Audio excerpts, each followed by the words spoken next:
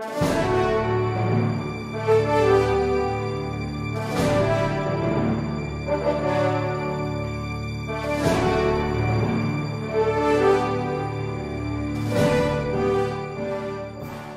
document is a signature which apparently reads D. Vicente. Kindly go over the same and tell us whose signature is that. Pakitingnan po ninyo. This is my signature. Right. We request, Your Honor, that the signature referred to by the witness be underlined or encircled and marked as Exhibit 54-A. Mark it accordingly. The document has already been marked? Yes, Your Honor. All right. It had earlier been marked as Exhibit 54 for the defense, Your Honor. All right. Noted. Now, sige.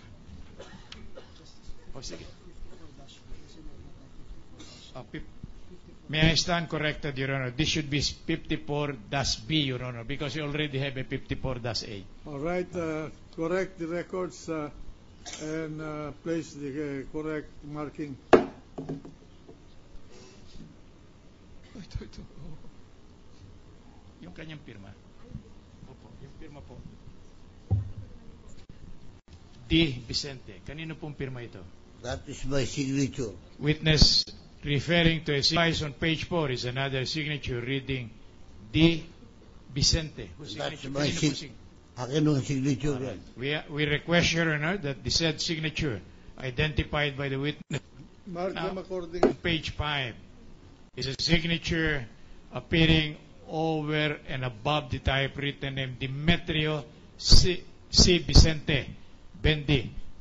Will you kindly tell the Honorable Court whose signature is that? This is my signature. All right. We request, Your Honor, that the signature identified by the witness to be his be marked as 54E. That's it. Thank you. Now, may I also direct your attention Mark it accordingly. to a signature appearing over the typewritten name Cristina R. Corona, vendor. Whose signature is that? Kanino pong signature yan? Signature ho ng seller, Mrs. Maria Cristina Rocco. Kagalang-ganang na. Now,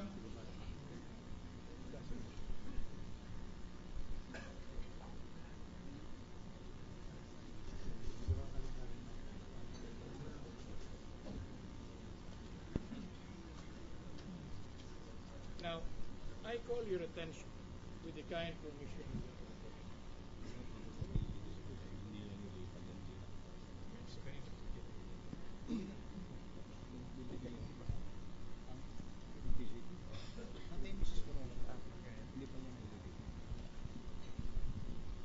Now, will you kindly examine the entries appearing under 1 TCT number N97119, which is Lot 13-A, PSD-13-189. Napansin ho ba ninyo yan? Yan po numero ng lote. Opo. Opo, yes sir. Now, likewise, under TCT number 97120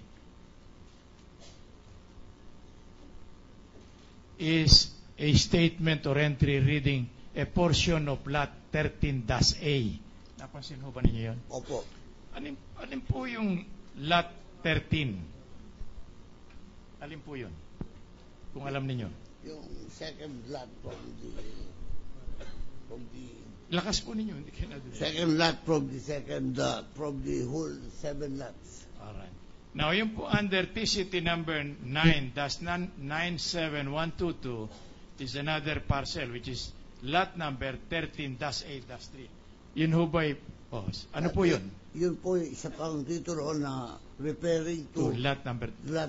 Alright, thank you. Likewise, appearing under TCT number N97122 is a parcel described as Lot 13-A-4. Alin po yan, lote na yan? That pertains to number 4 lot. Likewise, under number 5, TCT number N97123 is a parcel of land described as Lot 13-A-5. Alin po yan, lote na yan? Yan ang number 5 na lote.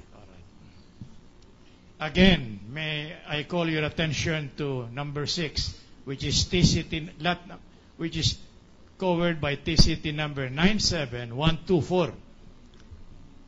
A parcel of land denominated as lot number 13-A-6. Alin po yan? Yan yung number 6 na lote. Doon po sa susunod, yung ikapito, TCT number 97125 is a parcel of land denominated as lot 13-A-7. Alin po yun? Yan po ang pitong lote. Alright.